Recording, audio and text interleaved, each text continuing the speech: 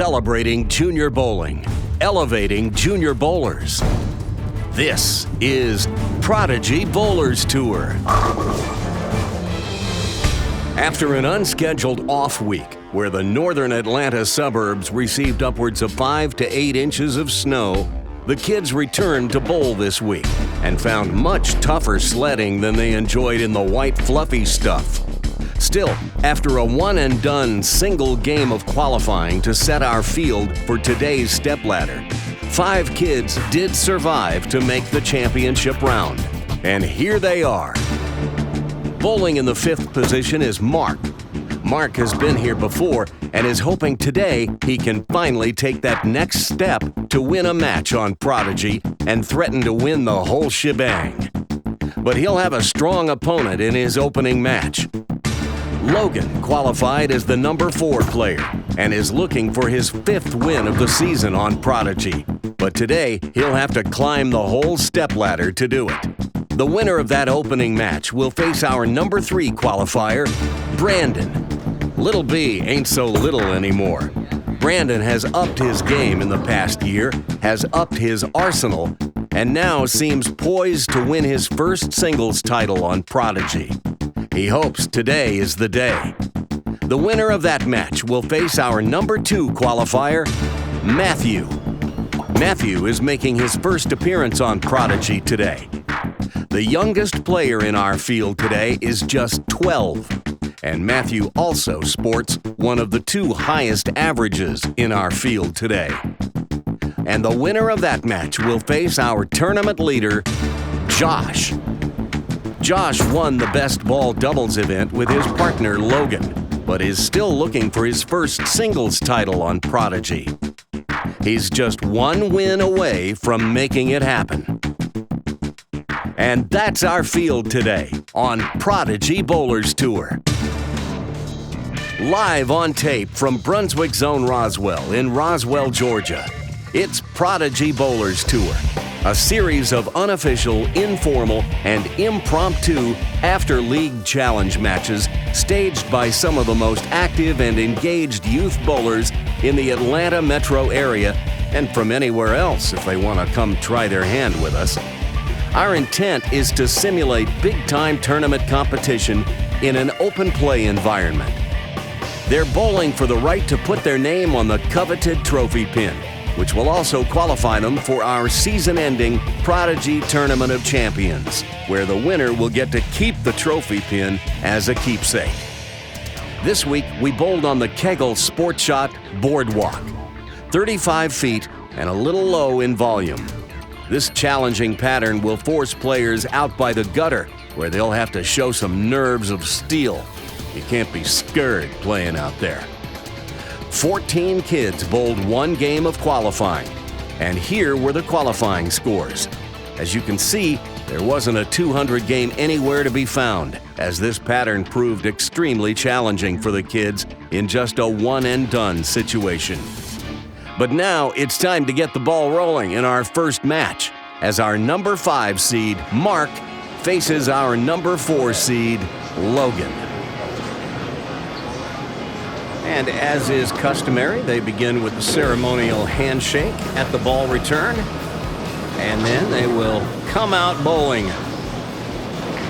Logan, the higher finisher, had the choice of starting lanes, and he is elected to let Mark lead off. And that one gets away from Mark just a little bit. This pattern is 35 feet long, so the rule of 31 suggests you want the ball on about the 4th board at the end of the pattern, at the 35-foot mark. But most of our players are a little scared to play out by the edge like that, so they're going to be fighting with this pattern. But there's a solid spare to start, and Mark is off and running. And now we get our first look today at Logan, familiar to all the Prodigy heads who watch the show. Logan is our winningest player so far this season.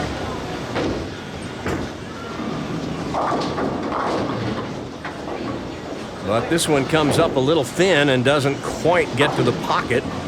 And he's going to start with a tricky spare, the 2 and the sleeper 8. Here's how you make it. You put the ball right on the face of the 2 pin or a little on the right side if you're coming in from the right. Let the ball drive out. You want the ball to take out both pins.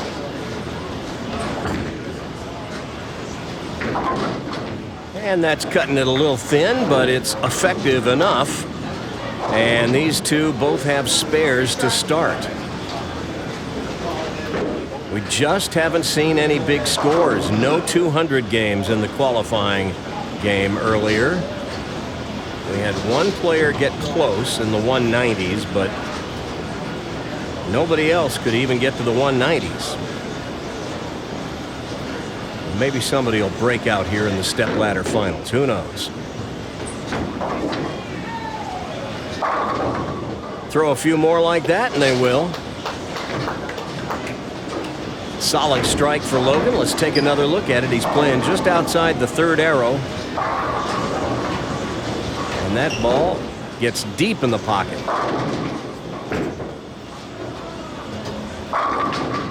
And there's one for Mark. High flush. And we'll revisit that. He's playing more down and in around the 2nd arrow. And stuffs some 10 back.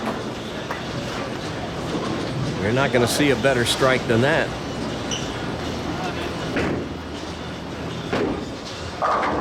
He pulled it, but he gets away with one. And we have our first double of the match. A Brooklyn, but they count 2. And honestly, when the scores are low, you take them as you can get them. Logan would like to get one right here.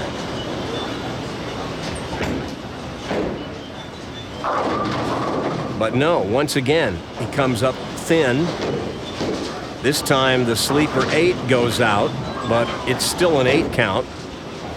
And he's got the 2-4. Pretty simple spare. Just shoot it like the 2 pin. Just make sure you get enough of the 2 that the 4 will go out as well. He's going cross lane with his spare ball. I like this choice. And covers both pins with the ball. That is the best way to do it. But he finds himself 10 pins behind thanks to the double that Mark threw.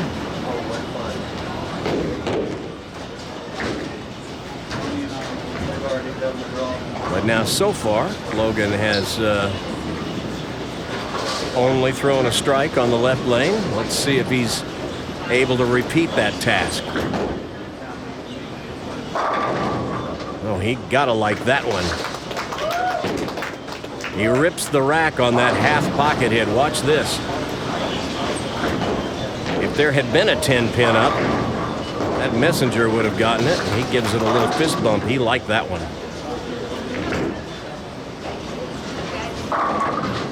Another Brooklyn for Mark. This time the 6 pin remains. So he'll go cross lane at it.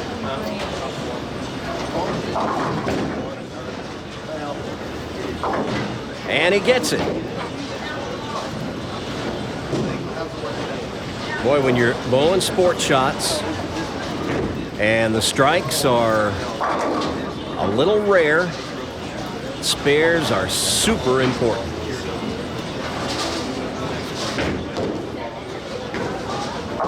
Pulled another one through the nose this time, lucky to break up the split. And has the 3-6.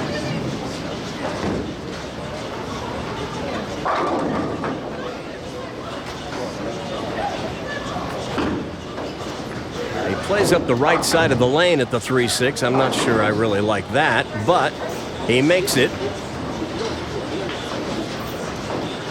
You reduce your chances of chopping the spare if you play at it from the left side. All right, Logan with a chance to move out ahead if he can catch a double right here. But once again, he comes in light, and this time he pays the maximum penalty. Something you don't often see. A light 8-10 will look at it in split screen.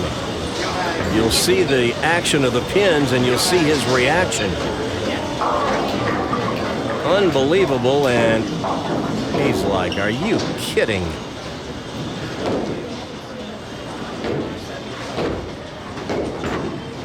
Just go for one. Oh, and he misses them both. So he loses a pin in count. So now Logan falls 21 pins behind.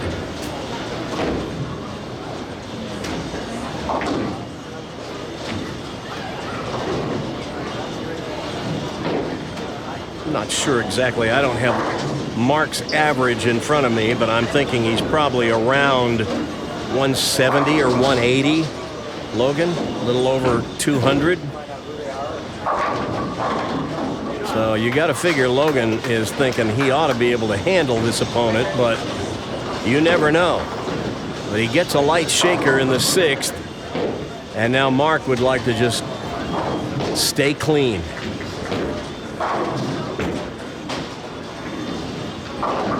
Oh, well, that's not the way to make staying clean easy. He's got the washout, the 1, 2, 4, 10. Put the ball just left of the 1 pin. The ball will take out the 2 and the 4, send the 1 over into the 10. Sounds easy enough. Got to get that ball to cross over. Oh my goodness. Well, not only is it an open, but it's a short count open. 6 out. And what was at one time a pretty sizable lead is now down to just 3 pins.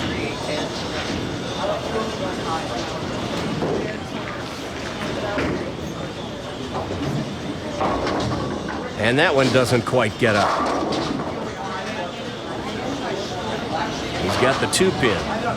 Now, as you watch Mark, you'll see that he doesn't keep his hand quite as much behind the ball, doesn't get his fingers under the ball quite like we'd like to see, and that's the reason why he's a relatively low rev player. He'll learn as he gets a little bigger and stronger, and oh my goodness, you got to make those. Single pin spares, you can't whiff those. So that's an unforced error, and now the lead goes over to Logan. And he's got a strike working, so he can put some distance between himself and Mark right here if he can catch a double. Oh, I thought he had that one too wide. But no, he brought that one back from downtown. And watch this. Slaps out the 10 and a messenger back across just in case the 10 was even thinking about staying up. He's throwing it well. And now an 18-pin lead going into the 8th frame.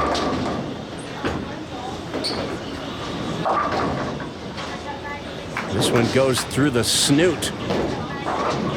And he leaves the 3-6-10. A difficult spare, especially when the lanes are hooking on the back end. Put the ball between the 3 and the 6. Either the 6 will take out the 10, or if you throw it straight enough from the left side, the ball might deflect into the 10, and you'll take down all 3 pins with the ball. Oh, but not that way. And look at this. He lets Mark right back in it. We've got a 1-pin match.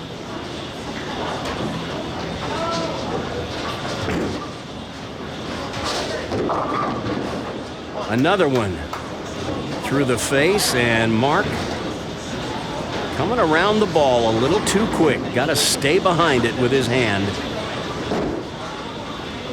Again, I'd sure rather see him play this down the left side.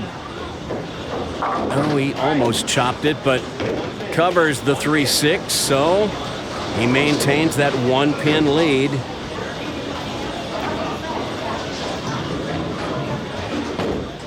as we move to the 9th frame. Oh, he pulled this one. Look out. 10 pin. Well, he's lucky to get away with 9 on that. Let's take a closer look at Mark's game. As you can see, he gets his shoulders way forward right away, and that gets his weight out in front of him, and that's why when he lets it go, he almost always falls off to the right, because he doesn't have his feet under him. If he'll keep his shoulders back, his butt down, he'll be able to stay in better balance. There's a good conversion of the 10 pin, and boy, he needed it right there. 2 pins separating these two bowlers now, as Logan steps up in the 9th frame.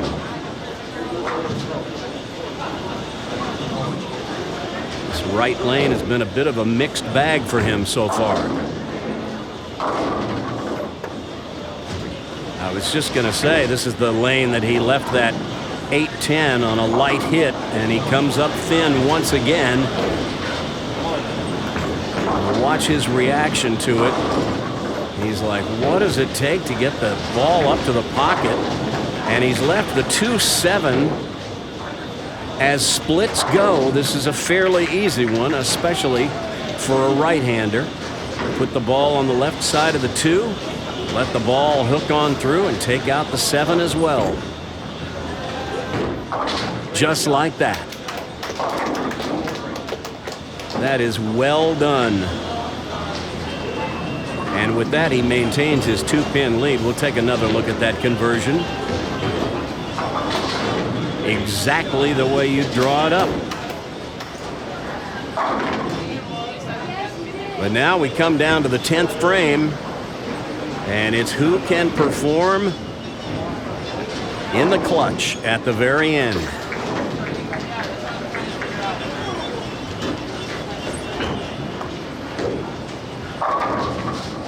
Oh, there's that messenger. He got a couple of messengers earlier in the game, but the 10 was already down, and he didn't need it. But this time, it was still standing until the head pin came across and chopped it out. And we'll watch his reaction to this one. Yes. Now with this strike and a 9 count, he can shut out Mark. But no. He gets 7. So the situation is this. He needs 2 pins of these 3 to force Mark to double in the 10th. If he gets just 1, Mark can go strike spare, and they would tie. But there's the 2 he needs. It really doesn't matter that he missed the other one. It wouldn't have made much difference. Mark needs 2 strikes in the 10th. And then just a couple of pins. But he's got to have this one. And it's through the nose, and that decides the match, and Logan is your winner. The best Mark can do now is 174, so this spare is academic. Does not matter. He misses it, but the match was already decided, and Logan is moving on to our next match. He will face Brandon when we return. Now, bring the spirit of Prodigy Bowlers Tour to your bowling center with Prodigy Bowlers Tour t-shirts and sportswear, including collared shirts with the Prodigy logo printed on the back to show that you support junior bowling. Check out the entire assortment of Prodigy t-shirts in the Brownswick store. Visit PRODIGYBowlersTour.com to see the selection. That's PRODIGYBowlerstour.com.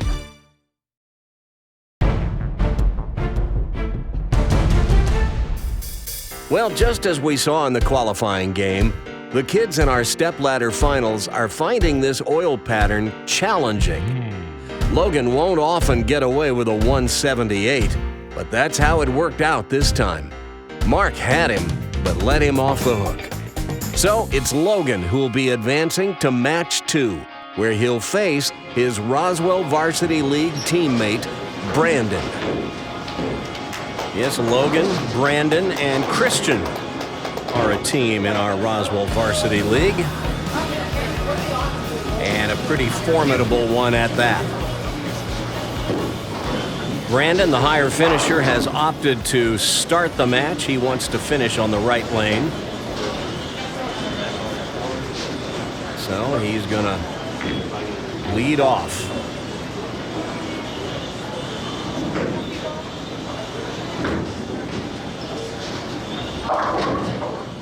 Hooks high. Leaves the 3.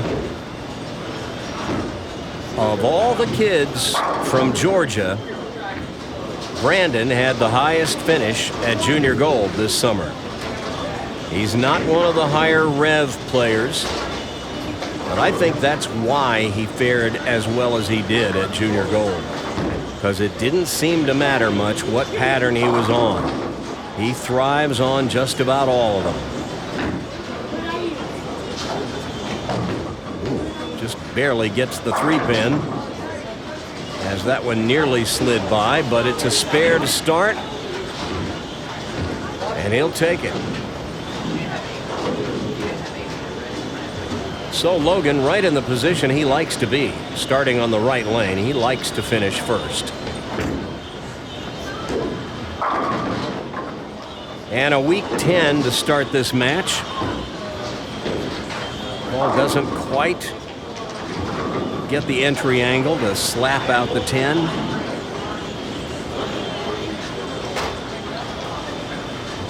So he'll go with his spare ball.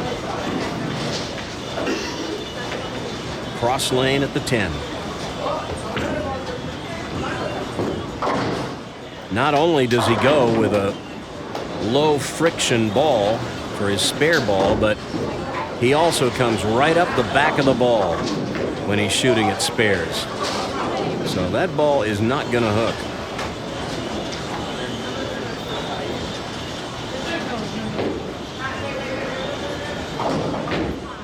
As he moves over to the left lane now. That time he gets enough to slap out the 10. That looked like a half pocket hit again, but it had a nice entry angle. And watch what happens. Watch the 6-pin go to the wall and then just tomahawk out the bottom of the 10.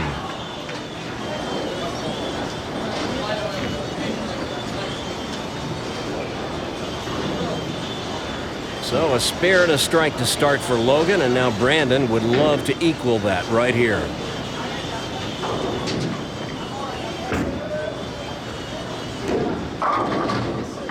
And he splits the rack.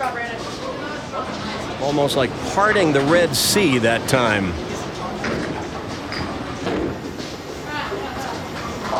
We used to call that strike a can opener.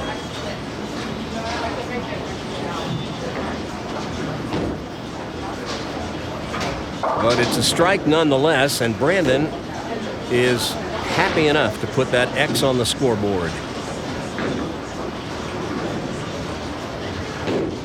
See if he can double up. And that one was high. You could tell he gets his hand a little to the outside of the ball. When Little B doesn't keep his elbow in tight, he'll sometimes get his hand on the outside of the ball too soon, and that sends it on an inward path early. If he'd stay more behind the ball, he'd get a little better projection and a stronger roll. Ooh.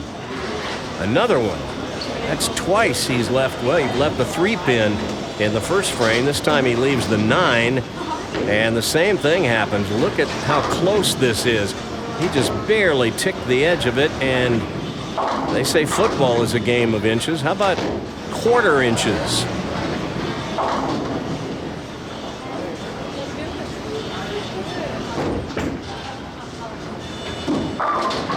Oh, and Logan gets a lucky one. He goes through the nose, a little Brooklyn, and trips out the 6. Now, when others do that to him, he's not usually very happy about it. But when he gets them, yes. Thank you.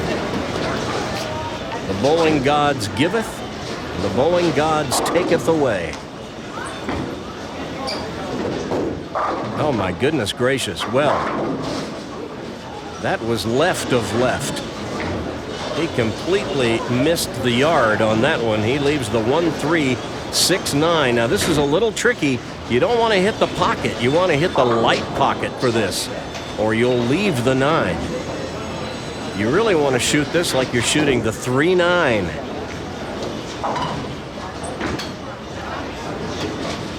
Like that. Good shot. Sometimes people hit right in the pocket and they think they should make it, and then the 9 stays up. It's because they hit the 3 too far on the left and they send it around the 9. But Logan did it just right.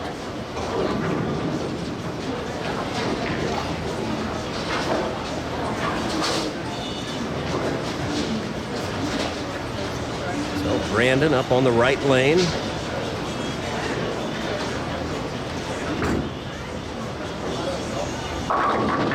Oh, that was a good ball, just a fraction high. But a solid 4.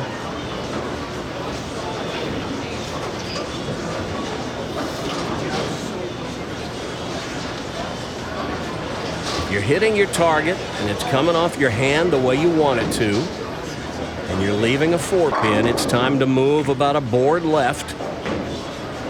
Maybe continue looking at the same board at the arrows. Oh my goodness gracious. Well, he barely converted the 3 and the 9 in the first and the third frames. Nearly missing on the right. He overcorrects this time at the 4-pin and whiffs it on the left. And there's a huge mistake. And Brandon falls 18 pins in arrears. And you don't want to give Logan 18 pins.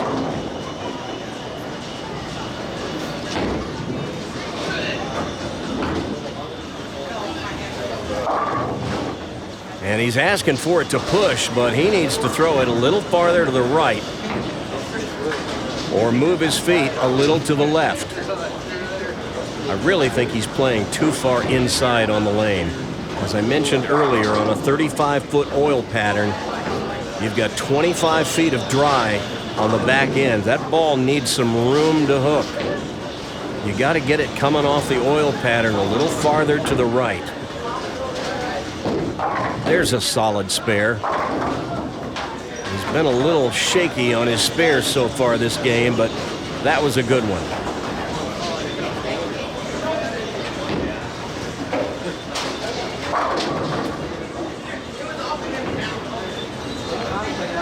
So now Logan.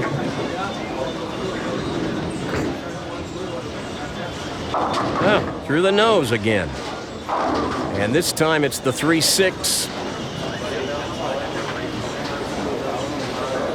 Well, when you get doubles, you gotta make the most of them by staying clean when you're shooting spares. Strikes are gonna be rare today, so spares are really important. And he takes care of that one pretty easily. I like the way Logan goes from the left side at the 3-6. It lowers his chances of picking the 3 off the 6.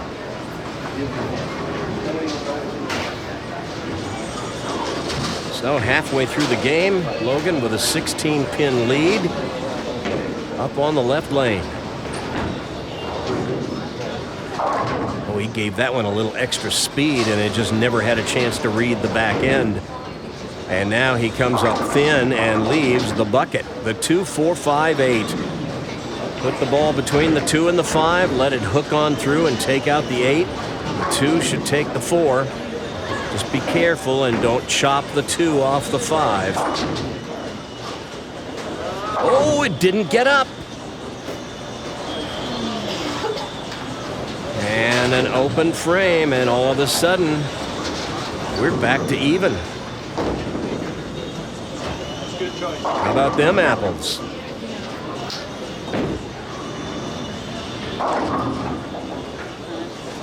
Spares, spares, spares, I'm telling you. Cannot overstress the importance of them. Oh, and you don't mind it when you get a lucky strike here and there either. Take another look at that one. This ball is going high. It crosses over, and that's the head pin that takes out the 9. Thank you very much. That's left too. Oh, and that's the 5 pin this time that takes out the 9. It actually got it from the pit behind the back row. Oh, we got to see this again. Watch this. Watch the 5 pin. It's actually going to go to the pit, and from behind, it taps out the 9. That's pretty unusual and a huge break. And just as Logan needs to get a little string of strikes going, he gets a ring 10. Well, let's take a closer look. Here is the ringing 10 in super slow motion. Watch this. See where the ball enters the pocket, but now the ball will actually finish behind the 9 pin. The solid 10, not as good a hit as you think. That ball deflects, and that's what causes the 6 to have the angle it does and goes around the 10.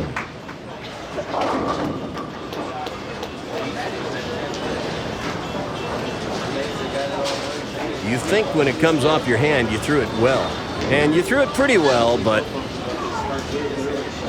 it had a little deflection when it went through the pins. Too many people judge the quality of a shot by where it enters the pins. The real clue is where it leaves the back of the pin deck.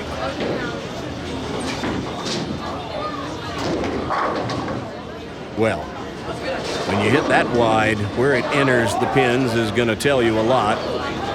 That one was out the window, and Logan has the 1, 2, 4.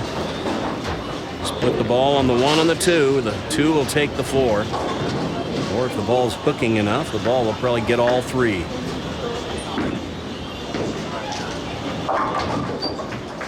Covers it. But now Brandon with a 13-pin lead and has a double working. If he can put another strike up here, he can really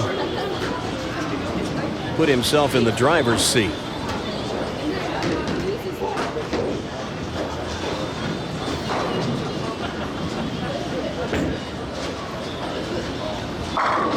Wow! His best shot of the match.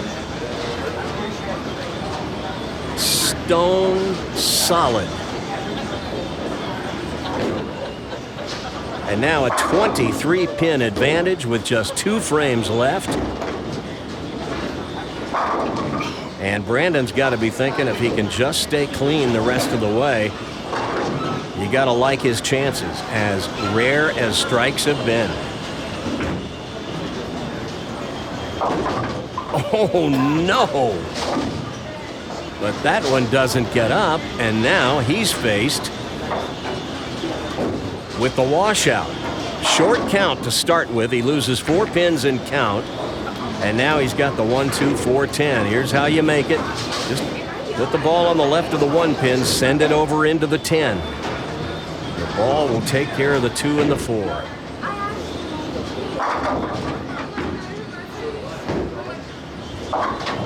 Doesn't quite get up. And an open frame, and look at this. We're back within a mark. 6 pins separating these two. as Logan steps up in the 9th frame. This is anybody's match. In fact, Logan can get up and throw 3 strikes and win. There's the first one. Brandon has a possible 201 with 3 strikes in the 10th. If Logan strikes out, he shoots 205. So he needs 2 strikes and 7 pins on the fill ball to shut him out.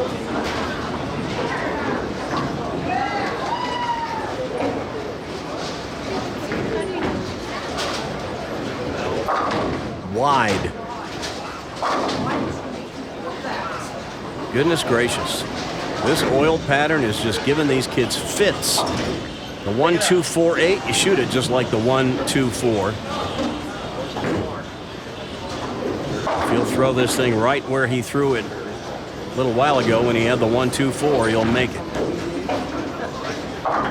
And that's pretty much exactly where he threw it before. So the situation is this. Logan needs 6 pins on this ball. That'll give him 181. And that would force Brandon to at least mark in the 10th.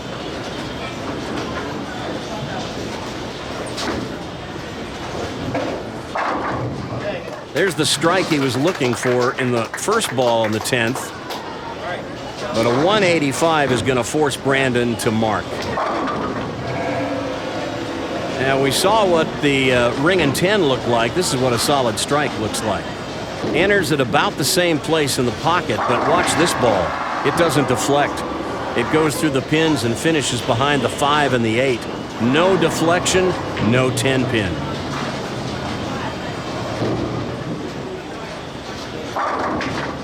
Brandon must mark.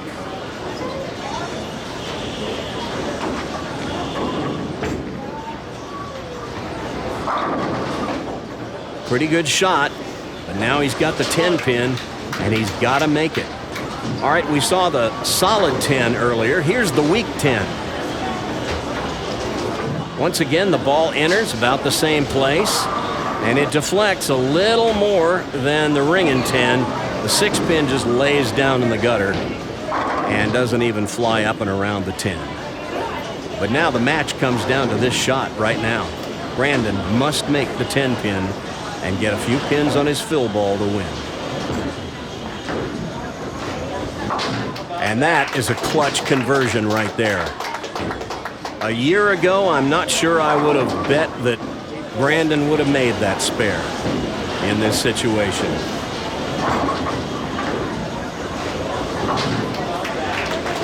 But that was a good spare, and now he just needs 5 pins. I think he can handle that as long as he stays behind the foul line.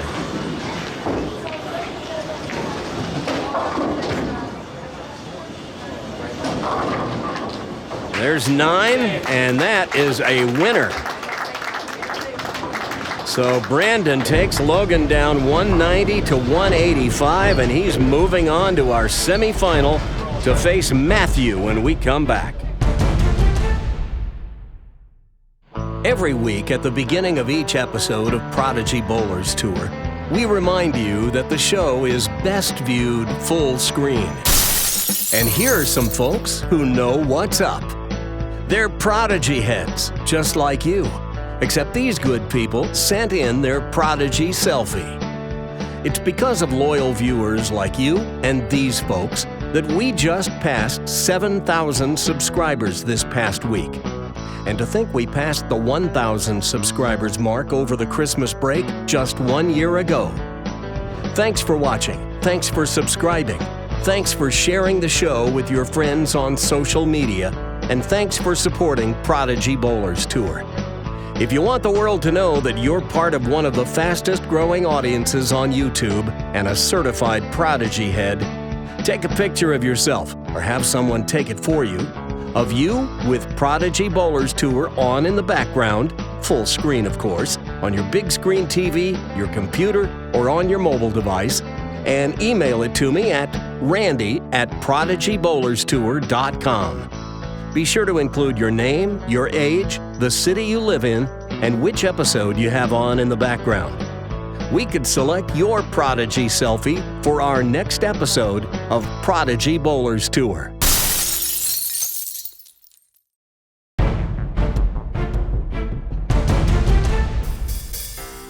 So, a very fortunate turkey in the 6th, 7th, and 8th gave Brandon a chance, and he capitalized with a clutch spare in the 10th frame. I'd have to go back and look, but I believe this is the first head-to-head match that Brandon has won on Prodigy. So a big step forward for Little B today. And now he moves on to match 3, where he'll be facing Matthew, who's making his first appearance on Prodigy Bowlers Tour. Wait till you see this 12-year-old. He does not have the game of a typical 12-year-old, that's for sure. Both of these players pretty familiar with one another. They play in the Georgia Youth Bowlers Tour events most months. Actually, Matthew, I believe, just aged into the U15 group. To look at him, you would just never guess he's 12. Ooh. Gets that one a little too wide and leaves the virtually impossible 2-8-10. The only time I've ever seen it made, they hit over here and the 2-pin went into the wall, took out the 10, and then came back and got the 8. But most players would tell you the smart play is to just get the count, take out the 2 and the 8, take your medicine, and go on. You're not going to make this one very often. And he does the smart thing and takes the 2. Not the start he had hoped for sure.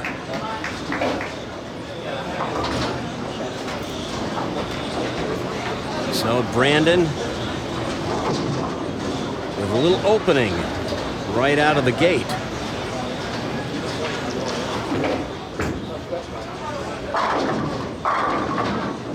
And is this a ball change? I don't remember him throwing this ball in the last match. Solid strike to start. It certainly got up. I believe this is his tyrant, if I'm not mistaken.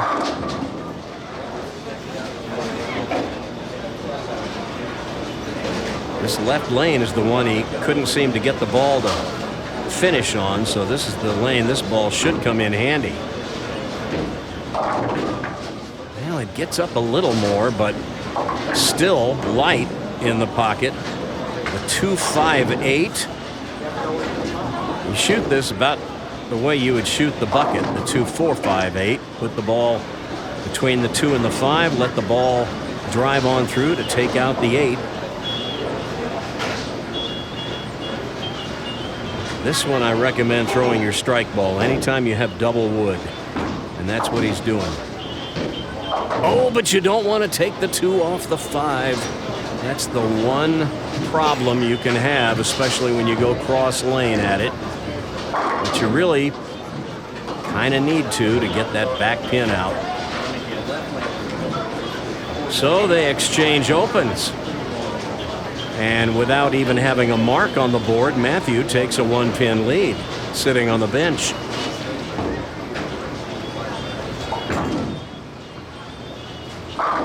Wow, he's really swinging it out, but a little slower ball speed to let that ball read, and it comes charging back. I like this kid's game. He's a huge fan of Prodigy Bowlers Tour. He says he's watched just about every episode. I knew sooner or later we'd get him on here.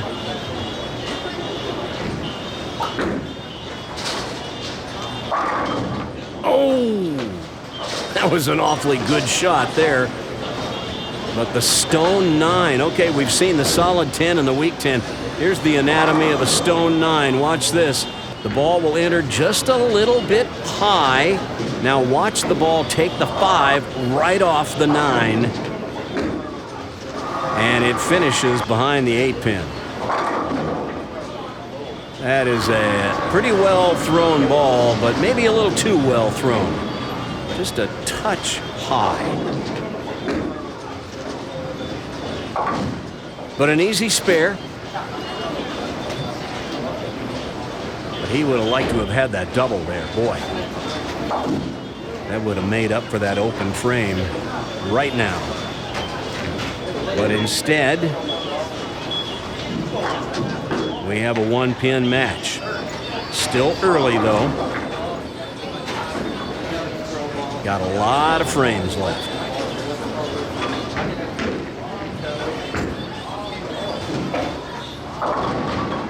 Well, this time Brandon just pulled it. Gets his hand around it a little quick. We've talked about this before with Brandon as we look at the 3, 6, 10. Put the ball between the 3 and the 6. The ball will deflect off into the 10, or the 6 will get the 10. Brandon sometimes gets his hand on the outside of the ball early in his swing, and so he never gets it really behind the ball the way you'd like. See how he's on the outside of it? No, almost chopped it, but he gets the spare. So as a result, he has a tendency sometimes to pull the ball because his hand is on the outside of the ball instead of behind it. You see him gesturing, saying, push, stay to the right.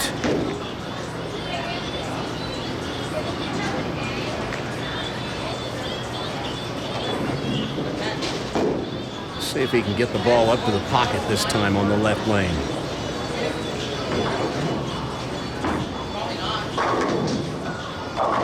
It's light again. And again, if his hand was more behind the ball, he'd get it to read earlier on the lane, and it would get into a stronger roll. But now he's got the 2-5. Now remember, he chopped the 2 off the 5 when he had the 2-5-8 a little while ago. So be careful with this one. I would be throwing my spare ball at this. And he does. And he gets it.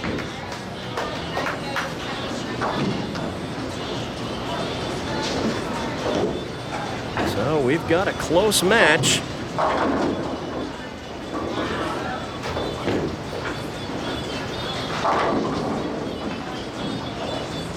Hard to tell what Matthew's going to do. He's young, not as experienced as some of these players.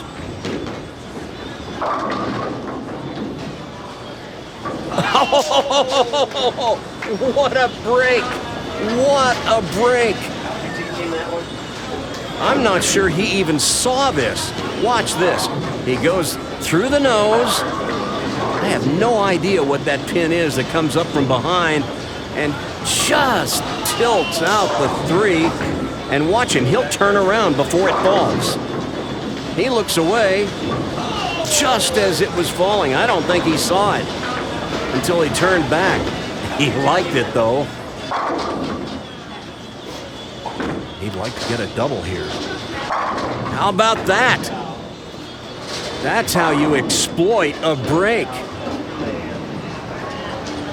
So he puts a little distance between himself and Brandon and puts the squeeze on his opponent. That's how it's done. When you get a strike, whether it's a good one or a lucky one, you want to put one right behind it. Hold it. Crosses over, leaves the 5. And we'll take a look at Brandon's game. Now watch this. Gets up to the foul line, has a nice deep knee bend, but watch him pull up. He does that every shot. And if he would stay down through the shot a little more, he'd get a lot more leverage on the ball. and be a little more accurate, too. Easy spare, though.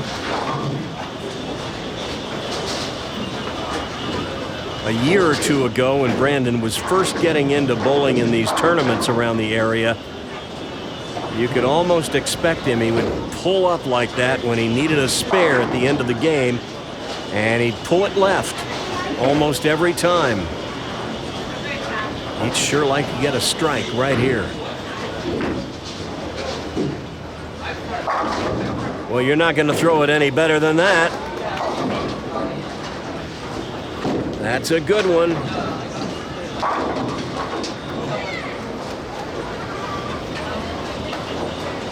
And that'll get Matthew's attention, too. But Matthew, with a double working, can extend his lead to 24 with another one here. Oh, he gets a lucky one. Well, he's had a couple of those, or had one anyway. That trip 3 a little while ago was pretty unusual. With this, just a crossover, trip 4. I don't know if he's proud of it, but he'll take it.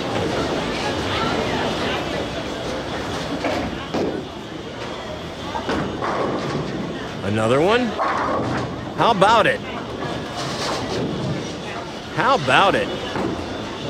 So a 4-bagger in the middle of this match, and he's really put some daylight between himself and Brandon. Opened up a 34-pin lead. So Lil B's got his hands full now.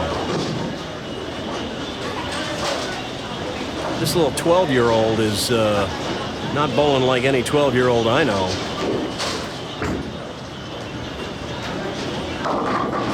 Asking for it to push again. He's just not trusting it right. The great Billy Whaley used to say, trust is a must or your game is a bust. You gotta trust the ball to the right. Or to the left if you're a left-hander. Brandon with the 3-6. Plays it up the right side of the lane. Not my favorite way of doing this. Oh, boy, I tell you, he makes it interesting.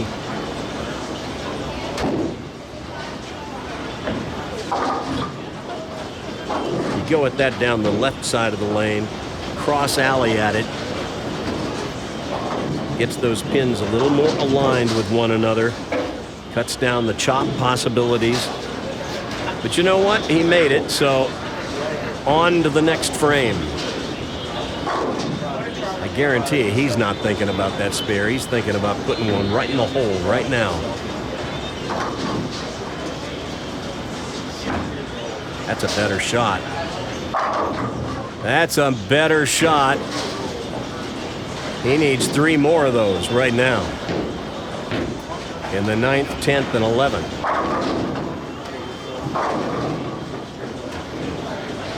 And he needs for the Matthew Express to slow down a little bit.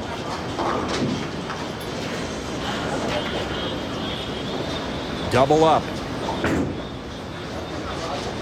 Oh, that one was off into the weeds. Just got it too far to the right. And he's got the washout. We've seen this a time or two today.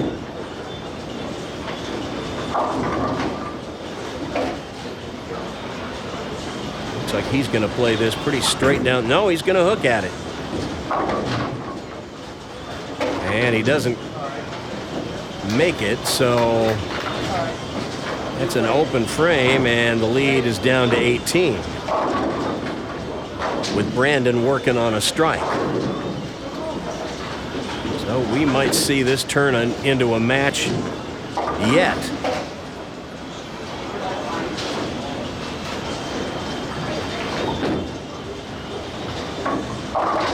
Oh my goodness, through the nose again. And the 3-6.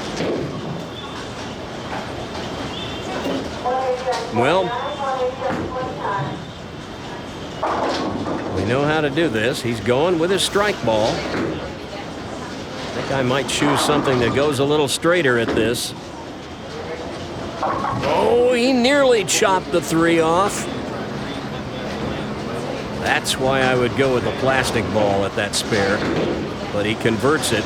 Watch Matthew sweat this one out. Yep. He knows he got away with one there. All right, Brandon. If he can strike here, he'll cut the lead to 8 pins going into the 10th.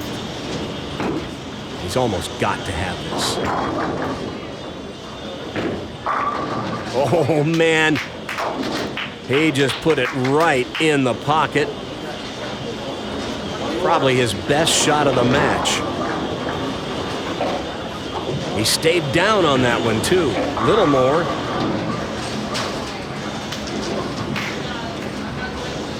But here's the one that will tell the tale. If he can strike here on the first ball in the 10th, he'll take the lead. Oh, that's out the window. Oh, my goodness gracious. Sent it wide. And now he's got the 2-10.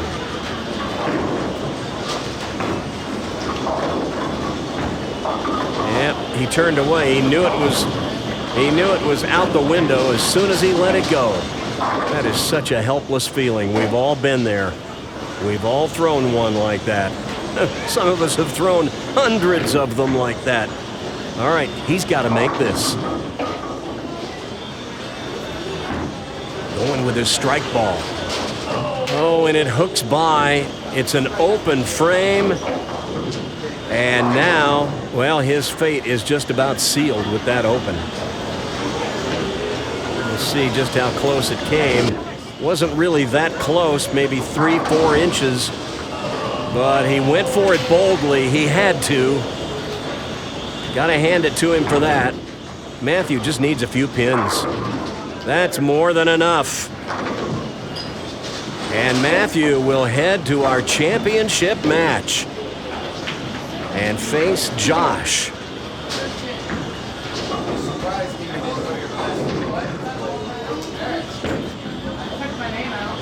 He covers the 10 with maybe a 1/16 of an inch to spare. And look at this. Matthew may be about to bowl our first 200 game of the day on this Prodigy event. We didn't have any in the qualifying game. He needs 8 for 200. There's a 201. Nice game. And they exchange a handshake. It's Matthew who will bowl Josh for the championship when we return after this.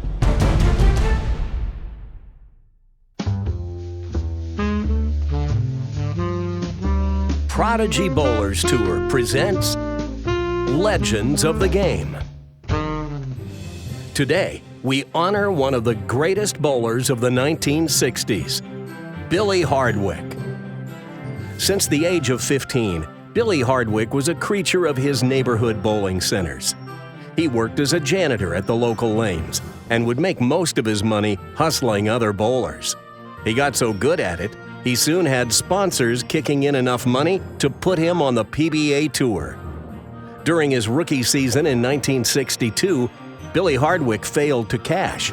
In the first 3 games he ever bowled, Billy scored 79, 87, and 69. But the following year, in 1963, he won 4 times and was named PBA Player of the Year.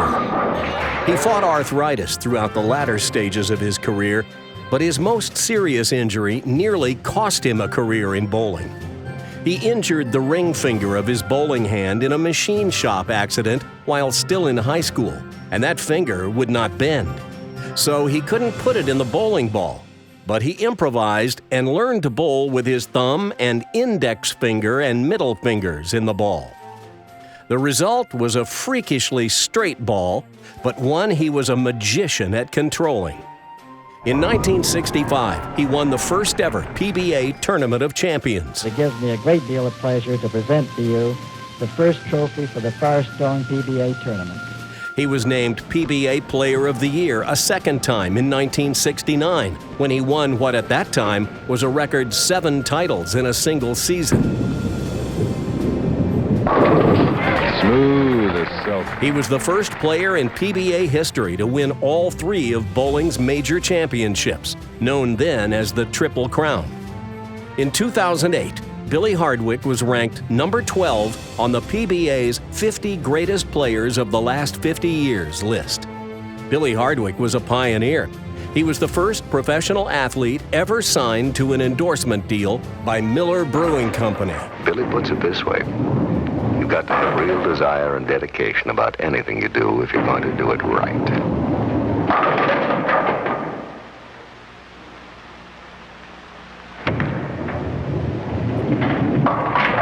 Today, Billy's legacy lives on in his son, Chris Hardwick, longtime host of the Nerdist's All-Star Celebrity Bowling, a YouTube sensation. The Nerdist Channel presents All-Star Celebrity Bowling, featuring Team Fallon. He didn't bring his own bowling. I didn't bring my bulb!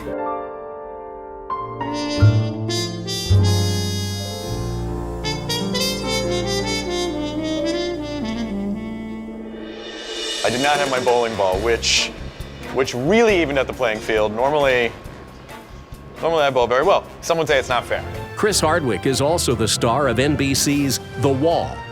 And a few years ago, Billy's son Chris helped his team to victory in the Chris Paul PBA League All-Stars. Now Chris Hardwick must step up, keep the string alive. The lead is 28 once again. Wow! I have the power! But what Billy Hardwick is remembered for most is his uncanny accuracy and his penchant for winning. Billy Hardwick, a legend of the game.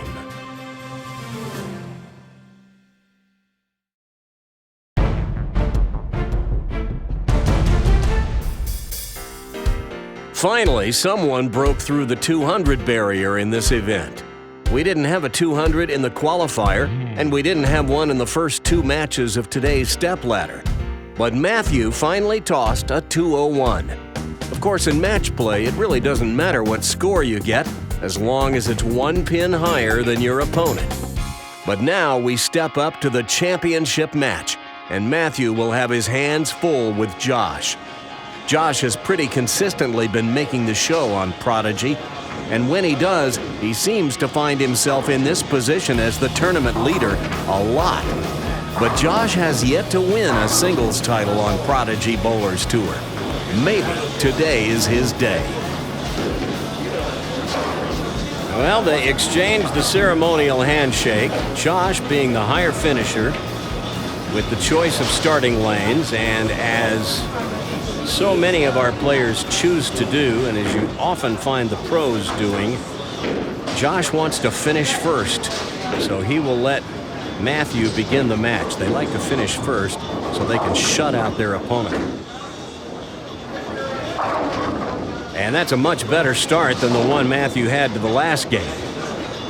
Last time he left that 2-8-10. This time he comes in light and shreds the rack. He's taken the measure of these lanes, and I think he has them figured out. And now let's see what Josh has got. This kid is really solid. He throws a lot of ball.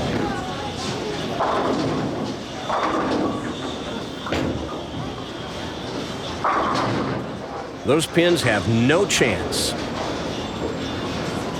When you throw it like that, and you throw it there, you can just mark the X on the sheet.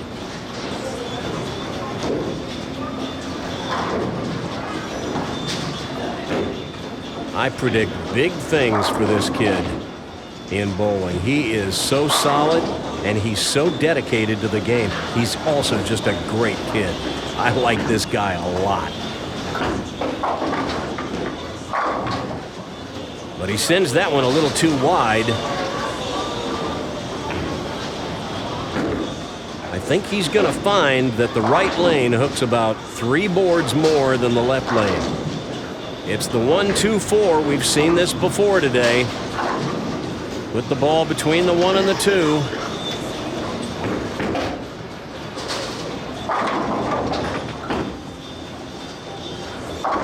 He's a really good spare shooter, too. And that's a good combination to have such a devastating strike ball and be accurate with your spares. One thing you'll want to notice about Josh as you watch him today, he will stick the landing every time in perfect balance.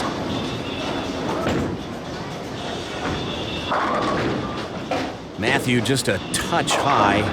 That was a good ball, just a little bit too much head pin. And he's got the 4. Conversion here, and these two will be even through 2 frames. He takes the scenic route to get it. I'd much rather see these kids go straight at their spares, especially their single pin spares, but he had that one measured. And a spare is a spare is a spare.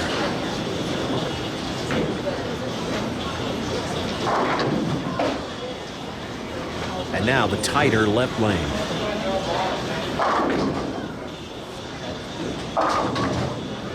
But he doesn't give it quite enough room, and it comes up high, and he's got that 3-6-10. Watch his reaction to this one. Give it all the body language you want. You can stomp your feet all you want. The pins will do what the pins will do. But he covers it. And clean through 3 frames.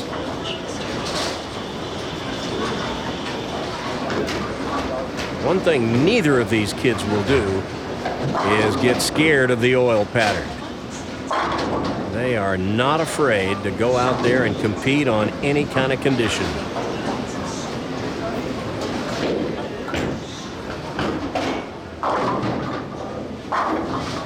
Light.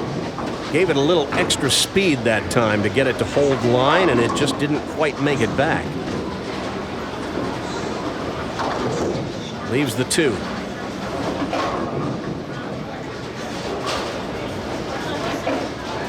Easy spare. Just take your strike ball and move about 3 boards, 4 boards to the right.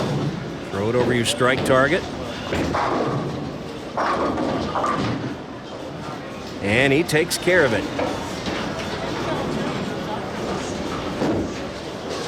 Close match. Both of these 2 players have their coach with them today. Both of these players' coaches are their dads. And they really rely on them for a lot.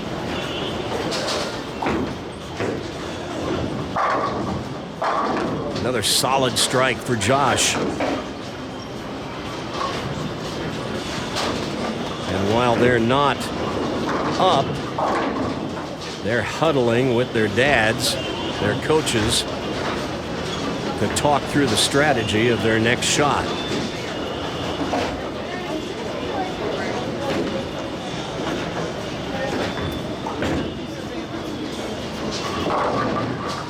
Looked like Matthew had a little issue with the approach that time.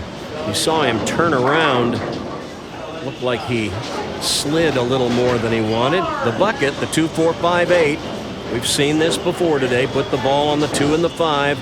Let the ball drive through and carry out the 8.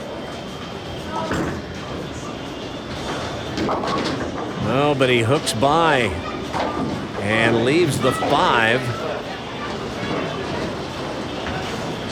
And there is an unforced error and an open frame. And now he falls 17 pins behind. Don't want to be giving Josh gifts like that. I know it's Christmas time, but there's a strike. And Matthew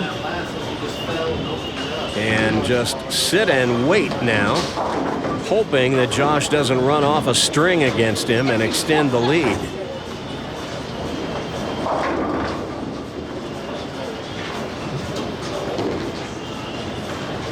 You would almost expect it from this guy. He's that good.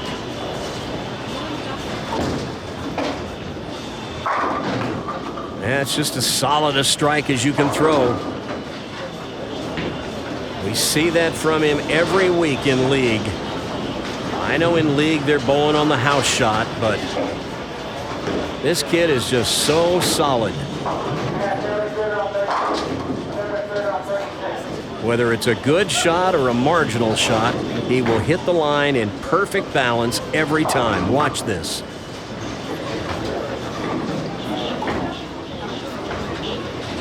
Yeah, he just sent that one too wide. And a washout. The 1, 2, 8, 10. Watch this. Just sent it too wide. And that left lane not hooking, and that's about as much emotion as you'll ever see Josh show. He's pretty cool on the lanes. Here's how you make it. Put the ball on the left side of the 1 pin, send it over into the 10.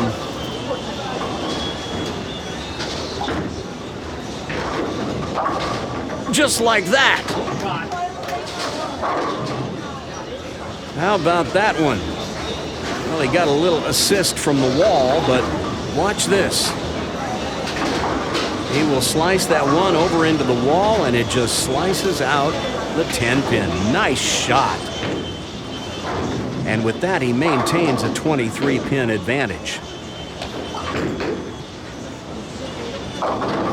Oh my goodness, and now Matthew goes through the nose and leaves the 4, 6, 7. Well, there's just nothing much you can do with this other than just take the 2 on the left. You're not going to make this, but maybe 1 out of every 10,000 tries. And an open frame. And now it's a 35 pin lead for Josh through 6 frames.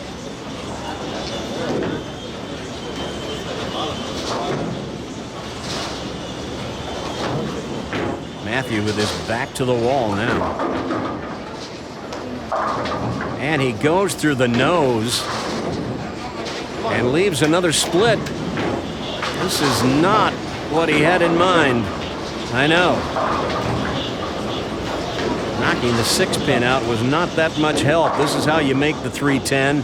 The ball will take out both pins if you play it correctly. Hit the right side of the 3. Let the ball deflect over into the 10. Oh, are you kidding? He bounces the 3 off the back curtain. Watch this. He gets too much of the 3, sends it into the curtain. The ball hits it while it's still up against the curtain, and that sends it up and back into the 10. What a break. Boy, he's had 2 big breaks today.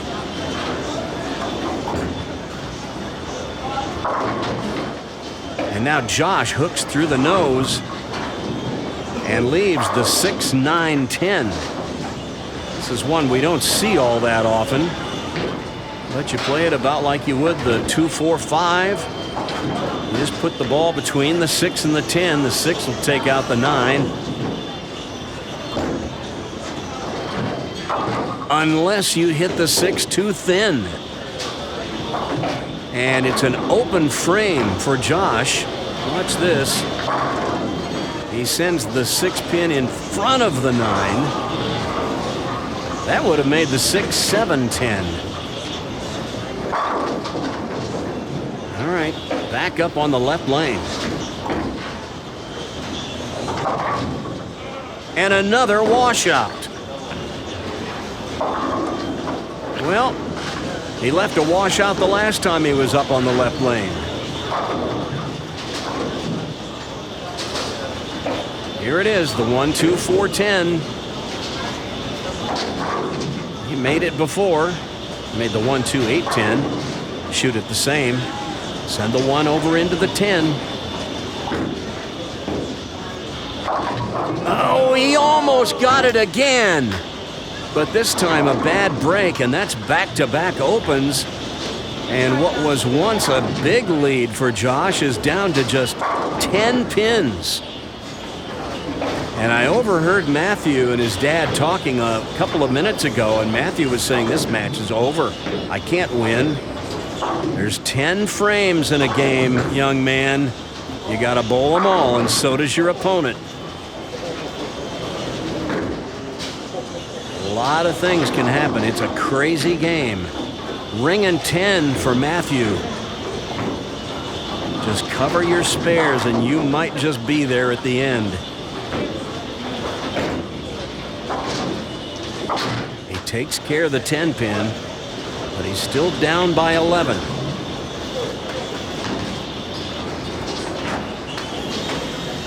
He'd like to get a strike here in the 9th to set up the 10th frame. He doesn't know what he's going to need.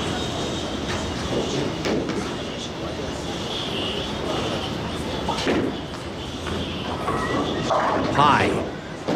6-10. You saw him throw his hands up in disgust. He knew he didn't give it room. Go with his spare ball. Throw it straight at the 6-10. He wasn't sure for a second there. He thought maybe he might have sent it a little wide, but no. He got him.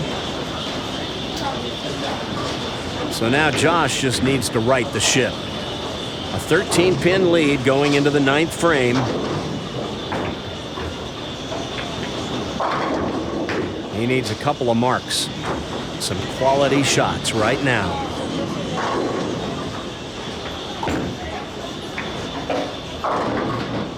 A little wide. All of a sudden, the back ends are just not moving like they were earlier. Maybe there's some carry down. Who knows, but I think what's going on is these kids are so afraid that it's going to overhook. They're just overcompensating. But now this is a tricky spare. The 2-8, he's got to make it. Good cover. Good cover. So he takes a 13-pin lead into the 10th frame. So Matthew has a possible 177. If Josh can fill 18 pins here in the 10th, he will shut out Matthew.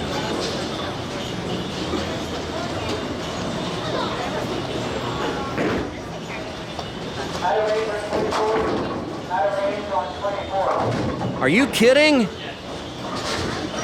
That's 3 washouts in a row on the left lane.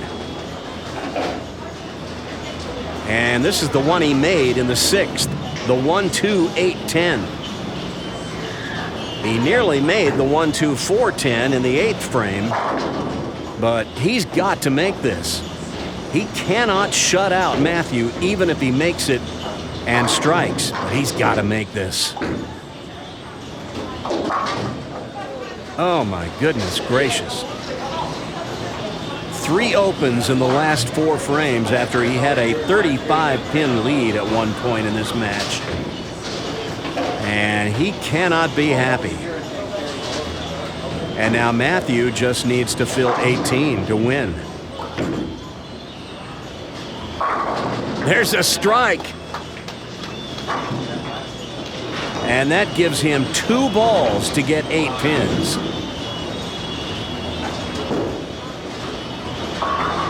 Oh, that was a good one to throw right when he needed it. But here's the match. This ball and the next one, he's got to get 8 pins in 2 balls. Oh, well, there's 7 of them. And, well, he got pretty excited about 7. He's not got this match locked up yet. I think he thinks he does, but not quite. I've never seen anyone run out a 7 count before. But these approaches a little slippery for Matthew, I think. But he's got to get one of them. And there it is. And that is the winning ball. And Matthew, in his first time bowling Prodigy, has taken the title. We'll meet him and get him to sign the coveted trophy pin next.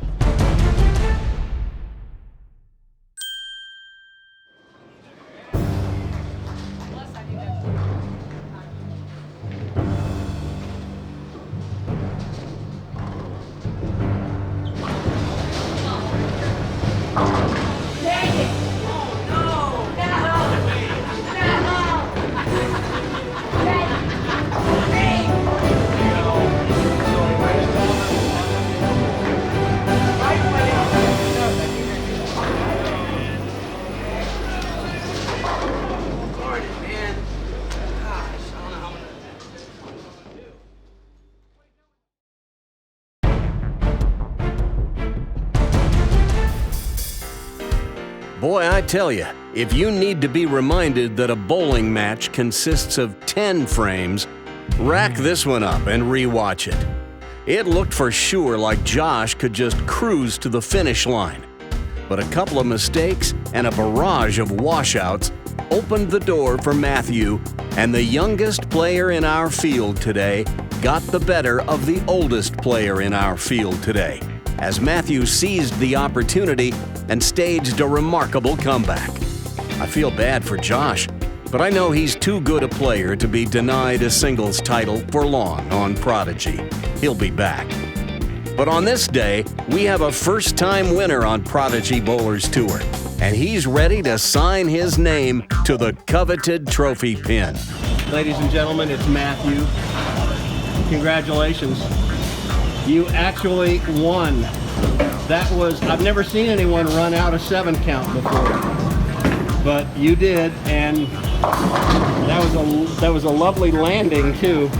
Thank you. But you know what comes next.